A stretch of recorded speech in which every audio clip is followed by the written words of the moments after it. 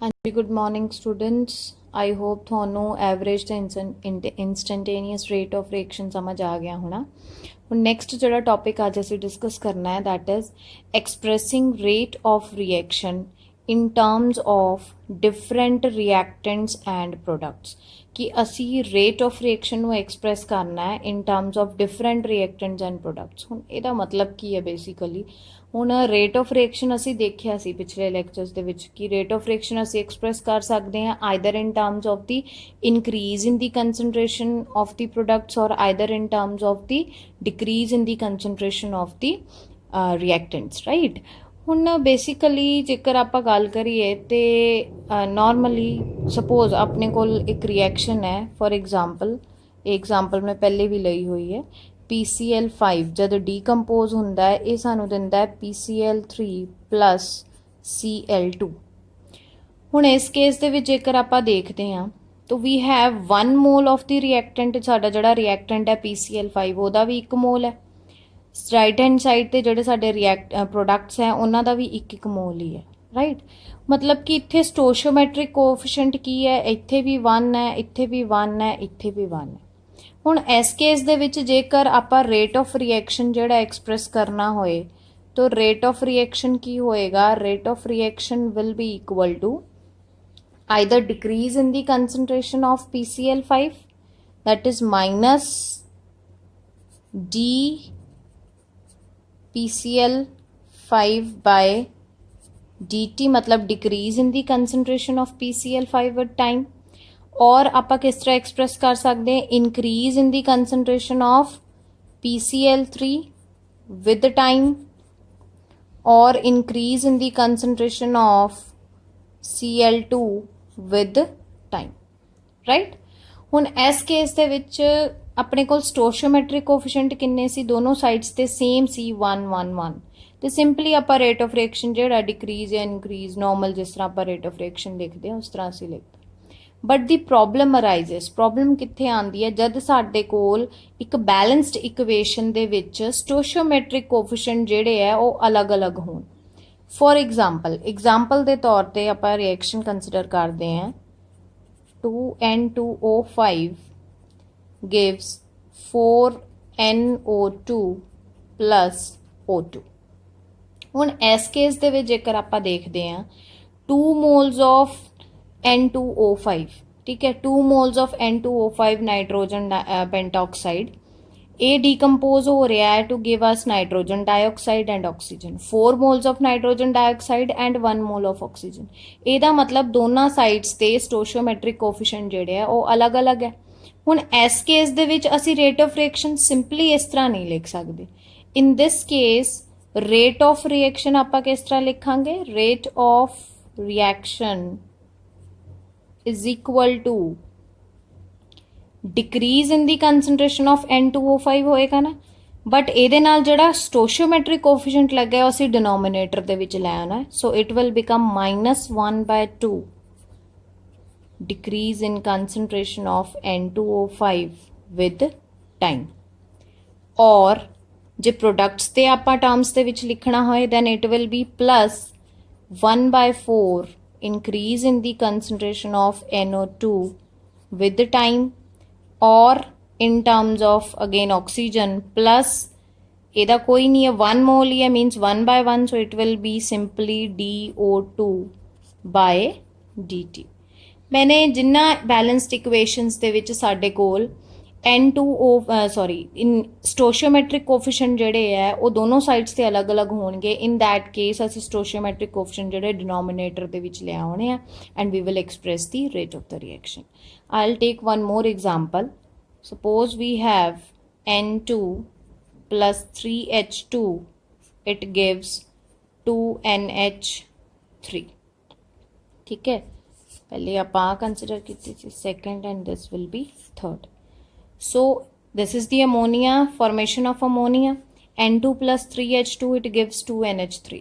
ਹੁਣ ਇਹ ਵੀ balanced equation ਹੈ, ਇਹਦੇ ਵਿੱਚ ਵੀ ਦੋਨੋਂ ਸਾਈਡਸ ਤੇ ਸਟੋਸ਼ੀਓਮੈਟ੍ਰਿਕ ਕੋਐਫੀਸ਼ੀਐਂਟਸ ਜਿਹੜੇ ਅਲੱਗ-ਅਲੱਗ ਹੈ।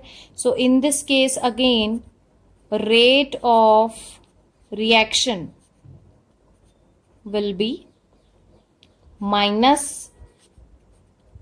change or decrease in concentration of nitrogen, or we can also express it as minus 1 by 3 d of H2 by dt, or 1 by 2 plus 1 by 2 d of NH3 by dt, right? ਹੁਣ next ਆਪਾਂ ਕੁਝ numericals ਜਿਹੜੇ ਆ discuss ਕਰਾਂਗੇ on this topic. ਹਾਂਜੀ students, ਜਿਹੜਾ ਅਸੀਂ numerical ਹੁਣ ਡਿਪੈਂਡਿੰਗ ਅਪੋਨ ਦ ਟੌਪਿਕ ਵਿਚ ਵੀ ਡਿਡ ਨਾਓ ਉੱਤੇ ਬੇਸ ਤੇ ਕੁਝ ਨੂਮੈਰੀਕਲਸ ਡਿਸਕਸ ਕਰ ਲਈਏ। ਪਹਿਲਾ ਨੂਮੈਰੀਕਲ ਹੈਗਾ express the rate of the following reaction in terms of different reactants and products। reaction की given है सानू 4NH3 plus 5O2 it gives 4NO plus 6H2O। तो question की है कि express पहले उन्होंने क्या कि तुसी ਇਹ ਜਿਹੜਾ ਗਿਵਨ ਰਿਐਕਸ਼ਨ ਹੈ ਇਹਦਾ ਤੁਸੀਂ ਰੇਟ ਜਿਹੜਾ ਹੈ ਉਹ ਐਕਸਪ੍ਰੈਸ ਕਰਨਾ ਹੈ ਇਨ terms of the different reactants and products, ਠੀਕ ਹੈ। नेक्स्ट उन्होंने क्या है कि if the rate of formation of NO is 3.6 into 10 raised to power minus 3 mole per liter per second, calculate the rate of formation of water and rate of disappearance of ammonia। उन्होंने कहा कि जे rate of formation उन्होंने एक product का NO2 ਦਾ NO ਦਾ ਜਿਹੜਾ ਸਾਨੂੰ rate of formation ਉਹ given ਹੈ ਨਿਊਮੈਰੀਕਲ ਦੇ ਵਿੱਚ। ਉਹਨਾਂ ਨੇ ਕਿਹਾ ਤੁਸੀਂ rate of formation of water calculate ਕਰੋ, ਨਾਲ ਦੀ ਨਾਲ rate of disappearance of ammonia. ਡਿਸਅਪੀਅਰੈਂਸ ਕੀ ਮਤਲਬ ਕਿ ਇਹ ਰਿਐਕਟੈਂਟ ਹੈ, ਜਿਵੇਂ ਜਿਵੇਂ ਰਿਐਕਸ਼ਨ ਪ੍ਰੋਸੀਡ ਕਰ ਰਿਹਾ ਰਿਐਕਟੈਂਟ ਦੀ ਜਿਹੜੀ ਕੰਸਨਟ੍ਰੇਸ਼ਨ ਘਟਦੀ ਜਾ ਰਹੀ ਹੈ, ਇਸ ਕਰਕੇ ਲਿਖਿਆ rate of disappearance of NH3 and rate of formation of water. ਇਹ ਦੋਨੋਂ ਵੀ ਆਪਾਂ ਕੈਲਕੂਲੇਟ ਕਰਨੇ ਆ, ਪਰ ਸਭ ਤੋਂ ਪਹਿਲੇ ਸਾਨੂੰ ਕੀ ਕਿਹਾ ਗਿਆ express the rate of the following reaction in terms of different reactants and products. ਕੀ ਜਿਹੜਾ ਗਿਵਨ ਰਿਐਕਸ਼ਨ ਹੈ ਇਹਦੇ ਲਈ ਆਪਾਂ ਰੇਟ ਆਫ ਰਿਐਕਸ਼ਨ ਜਿਹੜਾ ਉਹ ਲਿਖਣਾ ਹੈ, rate of reaction the expression ਲਿਖਣੀ ਹੈ in terms of all the reactant and products। so we will start with that rate of the reaction is equal to, so it will be ਹੁਣੇ ਆਪਾਂ ਦੇਖਿਆ ਸੀ -1/4 d of NH3 by dt or -1/5, ਕਿਉਂਕਿ ਆਪਾਂ ਸਾਰੇ ਹੀ reactants ਦੀ ਤੇ products ਦੀ term ਦੇ ਵਿੱਚ rate of reaction express ਕਰਨਾ ਹੈ। 1/4 d of NO by dt or plus 1/6 d of H2O by dt, right? ਹੁਣ ਨੈਕਸਟ ਆਪਾਂ ਕੀ ਕਰਨਾ ਹੈ, ਫਸਟ ਪਾਰਟ ਅਸੀਂ ਕਰਤਾ ਰੇਟ ਆਫ ਰਿਐਕਸ਼ਨ ਅਸੀਂ ਐਕਸਪ੍ਰੈਸ ਕਰਤਾ ਇਨ terms of reactant and product.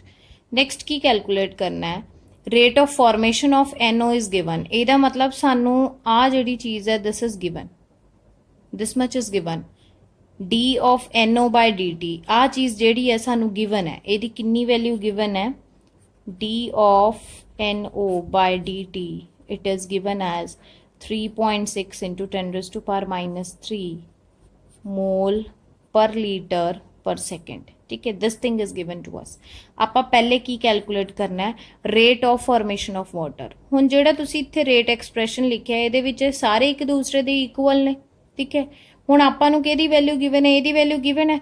ਅਸੀਂ ਕੀ ਕੈਲਕੂਲੇਟ ਕਰਨਾ ਹੈ ਇਨ ਫਰਸਟ ਕੇਸ, ਕੀ ਤੁਸੀਂ ਕੈਲਕੂਲੇਟ ਕਰਨਾ ਹੈ d of H2O by dt, मतलब फॉर्मेशन ऑफ वाटर ਅਸੀਂ ਕੈਲਕੂਲੇਟ ਕਰਨੀ ਹੈ, this is to be calculated. ਹੁਣ ਆ ਦੋਨੋਂ ਇੱਕ ਦੂਸਰੇ ਦੇ ਇਕੁਅਲ ਨੇ ਤੇ ਵਾਟ ਵੀ ਵਿਲ ਡੂ, ਇਹਦੀ ਵੈਲਿਊ ਗਿਵਨ ਹੈ ਅਸੀਂ ਇੱਥੇ ਸਬਸਟੀਟਿਊਟ ਕਰ ਦਾਂਗੇ। ਇਹਦੀ ਵੈਲਿਊ ਆਪਣੇ ਕੋਲੇ ਕਿੰਨੀ ਹੈ, so we can say that 1/4 d of NO by dt that is equal to 1/6 d of H2O by dt, और ਇਹਦੀ ਵੈਲਿਊ ਆਪਣੇ ਕੋਲ ਕਿੰਨੀ ਹੈ, और सिंपली ਆਪਾਂ कैलकुलेट की करना है, कैलकुलेट करना है d of H2O by dt will be equal to 6/4 d of NO by dt, that is equal to 6/4 means 3/2, this is 3/2 into ਇਹਦੀ ਕਿੰਨੀ ਆਪਾਂ ਨੂੰ ਗਿਵਨ ਹੈ ਕੰਸਨਟ੍ਰੇਸ਼ਨ rate of formation 3.6 into 10 raised to power minus 3, therefore d of H2O by dt is equal to 5.4 into 10 raised to power minus 3 mole per litre per second. First part हो गया solve. ਹੁਣ ਇਹਦਾ second ਪਾर्ट ਕੀ ਉਹਨਾਂ ਨੇ ਕਿਹਾ ਹੈ to calculate the rate of disappearance of ammonia. Rate of disappearance of ammonia means we have to calculate this dNH3 by dt. ਇਹ ਆਪਾਂ calculate ਕਰਨਾ ਹੈ ਇਸ ਕੇਸ ਦੇ ਵਿੱਚ, ਠੀਕ ਹੈ। तो rate of disappearance of ammonia again we can find it। ਹੁਣ ਤੁਹਾਡੇ ਕੋਲ ए ਦੀ ਵੈਲਿਊ ਵੀ ਹੈਗੀ ਹੈ, ਤੁਹਾਡੇ ਕੋਲ ए ਦੀ ਵੈਲਿਊ ਵੀ ਹੈਗੀ ਹੈ, ਤੁਸੀਂ ਦੋਨਾਂ ਦੇ ਵਿੱਚੋਂ ਕਿਸੇ ਵੀ ਇੱਕ ਨਾਲ ਇਹਨੂੰ ਕੰਪੇਅਰ ਕਰਕੇ you can calculate the value. So it will B 1 suppose ਆਪਾਂ ए ਦੀ ਵੈਲਿਊ ਲੈ ਲਈਏ तो ਸਾਡੇ ਕੋਲ ਹੋ ਜਾਏਗਾ 1/4 d of NH3 by dt is equal to 1/4 d of NO by dt। अब 4 थोड़ा कैंसल आउट हो जाना। therefore d of NH3 by dt is equal to ਇਹਦੀ ਕਿੰਨੀ ਵੈਲਿਊ ਸਾਨੂੰ ਗਿਵਨ ਹੈ 3.6 into 10 raised to power minus 3। तो sir directly अपना आंसर क्या आ गया 3.6 into 10 raised to power minus 3 mole per litre per second. Is it clear? हाँ जी students, next जोड़ा साडा न्यूमेरिकल हैगा that is the reaction 2N2O5 gives 4NO2 plus O2। For this reaction the concentration of NO2 increases by 2 into 10 raised to power minus 2 mole per liter in 5 seconds। Calculate the rate of reaction as well as the rate of change of concentration of N2O5।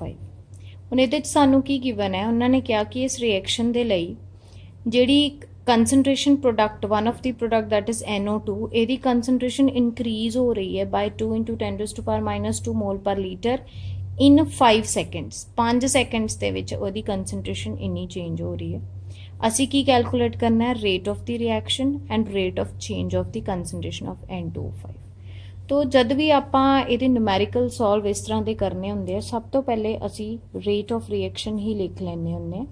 तो rate of reaction के बराबर होएगा that will be -1/2 d of N2O5 by dt और it will B +1/4 change in concentration of NO2 by dt और d of O2 by dt। This is how we can write down the rate expression for this reaction। ਹੁਣ ਇਸ case ਦੇ ਵਿੱਚ ਦੇਖੋ ਸਾਨੂੰ ਇਹਨਾਂ ਨੇ ਇਹ ਦਿੱਤੀ ਹੈ ਕਿ ਇਹਦੀ ਕੰਸਨਟ੍ਰੇਸ਼ਨ NO2 ਦੀ ਜਿਹੜੀ ਹੈ 5 seconds ਦੇ ਵਿੱਚ ਇੰਨੀ ਚੇਂਜ ਹੋ ਰਹੀ ਹੈ, ਠੀਕ ਹੈ। ਇਹਦਾ ਮਤਲਬ ਸਾਨੂੰ entire is not given to us. ਜਿਵੇਂ ਪਿਛਲੇ ਨਿਊਮੈਰੀਕਲ ਦੇ ਵਿੱਚ ਪੂਰਾ ਦਾ ਪੂਰਾ ਉਹਨਾਂ ਨੇ ਦਿੱਤਾ ਹੋਇਆ ਸੀ ਕਿ ਚੇਂਜ ਇਨ ਕੰਸਨਟ੍ਰੇਸ਼ਨ ਕਿੰਨੀ ਹੈ। ਹੁਣ ਇੱਥੇ ਸਿਰਫ ਦਿੱਤਾ ਹੈ ਕਿ ਇਹਦੀ ਕੰਸਨਟ੍ਰੇਸ਼ਨ ਜਿਹੜੀ ਹੈ ਉਹ ਇਨਕਰੀਜ਼ ਹੋ ਰਹੀ ਹੈ ਬਟ ਇਨ 5 seconds ਉਹ ਇੰਨੀ ਇਨਕਰੀਜ਼ ਹੋ ਰਹੀ ਹੈ। ਤਾਂ ਸਭ ਤੋਂ ਪਹਿਲੇ ਅਸੀਂ ਕੀ ਕਰਾਂਗੇ we will just calculate this value. It will be d of NO2 by dt। एक ही हो जाएगा यदि कंसनट्रेशन कितनी दिती है 2 into 10 raised to power minus 2 divided by time कितना दिता उन्होंने 5 seconds so by 5 और it will be 0.4 into 10 raised to power minus 2 और that is equal to 4 into 10 raised to power minus 3 mole per litre per second.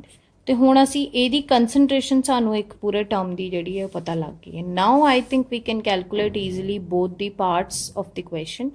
First part ਦੇ ਵਿੱਚ ਸਾਨੂੰ ਕੀ ਕਿਹਾ ਹੈ ਕਿ ਰੇਟ ਆਫ ਰਿਐਕਸ਼ਨ ਕੈਲਕੂਲੇਟ ਕਰੋ। ਹੁਣ ਰੇਟ ਆਫ ਰਿਐਕਸ਼ਨ ਅਸੀਂ ਕਿਸ ਤਰ੍ਹਾਂ ਕੈਲਕੂਲੇਟ ਕਰ ਸਕਦੇ ਹਾਂ। ਰੇਟ ਆਫ ਰਿਐਕਸ਼ਨ ਜਿਹੜਾ ਹੈ ਆਪਾਂ ਇਹਨਾਂ ਤਿੰਨਾਂ ਦੇ ਵਿੱਚੋਂ ਕਿਸੇ ਵੀ ਇੱਕ ਦੇ ਨਾਲ ਕੰਪੇਅਰ ਕਰਕੇ means it can be expressed in this or in this form right. तो हुण आपां नूं इहदी कंसनट्रेशन पता है तो ऑब्वियसली असी रेट ऑफ रिएक्शन किस तरह कैलकुलेट करेंगे by using the concentration of NO2। So it will B 1/4 into concentration of NO2 right और it will be 1/4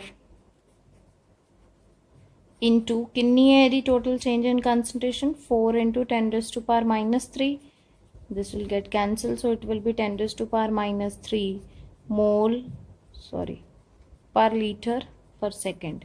ये साडे फर्स्ट पार्ट का आंसर आ गया। सैकेंड पार्ट की है साडे कोले, to calculate the change in the concentration of N2O5 ਉਹ ਵੀ ਆਪਾਂ ਈਜ਼ੀਲੀ कैलकुलेट कर सकते हैं by comparing these two terms. So rate of change of concentration of N2O5 किस तरह करांगे? Rate of change means we have to calculate basically this d2N2O5 by dt। आ चीज़ असी कैलकुलेट करनी है, ठीक है। हुन we can compare it, right. तो इधर क्या है हमारे पास, minus it will be 1/2 is equal to 1/4 d of NO2 by dt। this 2 and this 4 will get cancelled ਤੇ ਆਪਣੇ ਕੋਲ ਕੀ ਹੋ ਗਿਆ, therefore d of N2O5 by dt means change in concentration of N2O5 is equal to कितनी concentration सी अपने कोले 10⁻⁻3, right? Sorry, we have 4 into 10⁻⁻3, so it will be 1/2 into 4 into 10⁻⁻3, or that is equal to 2 and this 4 will get cancelled, so 2 into 10⁻⁻3 mole per liter per second. So this is the concentration of N2O5, change in concentration of N2O5. Is it clear? So what we have done today, ਆਪਾਂ ਕੀ ਅੱਜ discuss ਕੀਤਾ है, we have discussed the how to express the rate of the reaction in terms of different reactants and products। ਤੇ ਉਹਦੇ basis ਤੇ ਆਪਾਂ ਜਿਹੜੇ numericals ਵੀ solve ਕੀਤੇ, ਤੁਸੀਂ ਕੁਝ ਹੋਰ ਨੂਮੈਰੀਕਲਸ ਵੀ ਆਪਣੀ ਬੁੱਕਸ ਦੇ ਵਿੱਚੋਂ ਪ੍ਰੈਕਟਿਸ ਕਰਿਓ, ਰਾਈਟ। Thank you.